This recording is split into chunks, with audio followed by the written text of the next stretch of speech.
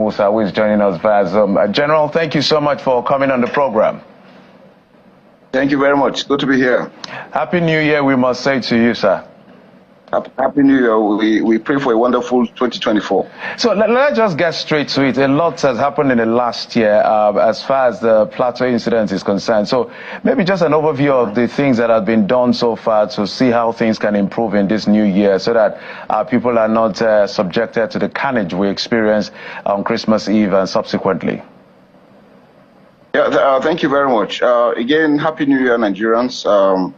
The shocking incident that occurred in Bokos, Barkelele, and the Jara area, quite unfortunate. There was no reason for that attack. It was done with impunity. I think the purpose is to embarrass everybody, to make the government look stupid. And whoever did it were up on their heels, and we're making some arrests already. And we can assure Nigerians that we are on top of the game. One thing I want us to understand is that general area that this incident occurred is the world. It's not a small area. A lot of people just think it's just a small area, and then we couldn't. Why couldn't the military have reacted as quickly as possible? We all know that in war, the attacker has the initiative. He selects the time and place where he does his attack, and based on the distance from where you have the security agencies. The truth of it is that we cannot be everywhere. And so when incidents happen, they pick remote areas where they know the terrain, the distance is far. Even communicating the attacks is difficult. So before this information gets to us, before we get there, they've already done what they wanted to do, and then they will have left. And that's why it is so unfortunate. We're leveraging a lot on getting technology, getting helicopters. We have taken steps to ensure that we get some of these items, those enablers that will enable us respond as quickly as possible. We assure Nigerians that we are saddened about what happened. For any commander, no commander wants where his AOR to be attacked or individuals, innocent people to be killed. No commander is happy about it. And so when I hear comments, people making comment as if it was deliberate that commanders refused to react or troops refused to react, it's not true. So I want to assure Nigerians that we're on top of it, and 2024 will enhance our operational abilities so that we can secure Nigeria the more. Well, CDS, I wonder if you will also be providing assurance to some of the concerns that the governor of Plateau raised during our conversation with him last year, where he says 64 communities have been occupied by these bandits and some schools have been occupied by these bandits. If the attack, before Christmas in Mangu and the other two local governments, was as a result of slow response because of the challenges of the military, what assurance are you providing that these bandits who have occupied this community for years will be displaced and, the people, the original owners of the land will be resettled?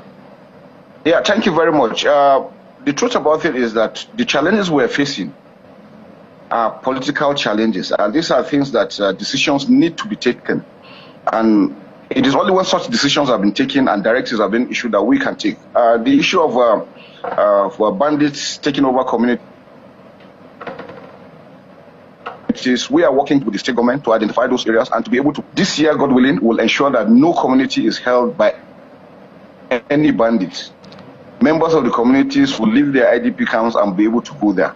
And what we appeal is that the military can only do so much. Once they go back and then they can't get the support from the government, it makes it a bit difficult for anyone to be able to support them. And so that's why it's important that we must work together as a team. Like I said, it is a political decision. It's not a military decision on what to be done. I had a few days ago, one particular very important personality was making so many comments and was chastising the military for poor response. I think it's quite unfortunate. And what we try to avoid is for making our troops feel unappreciated. They are doing so much, and I can guarantee you that we're achieving so much. Sometimes it is that one goal that the enemies will be able to get against us that people leverage on. It's quite unfortunate people have died, and we're very, very, it's painful for us too as commanders. We are all Nigerians, we're humans. We don't want anybody killed, even a criminal. If he's killed after surrendering, we don't want that. And so you can see that we really want to uphold the human rights of every individual. So we will continue to work together as a team. But we want to appeal, especially to stakeholders, especially our leadership. Please, they should be guided on their utterances. Comment to mention that the military refused to react or were compromised is highly unprofessional, is highly uncalled for. Most of these leaders that make such comments had opportunities to have made a difference. Like I told you, what we are facing is a political decision.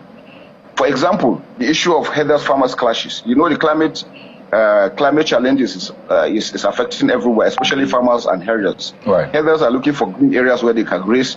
Farmers want to farm so that they can get their farm produce to be able to sell and eat and survive.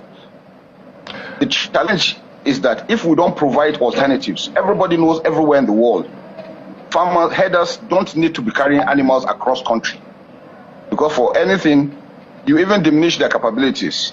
You need to keep them one place, feed them properly, get a good slaughterhouse. It's business. So the government should try and encourage them. If you want to get land, acquire land, pay for it. It's business we are doing. Right. And then for the locals feel on their own that they are being taken for granted and their ancestral homes are being taken. The government need to sensitize them on that democracy means.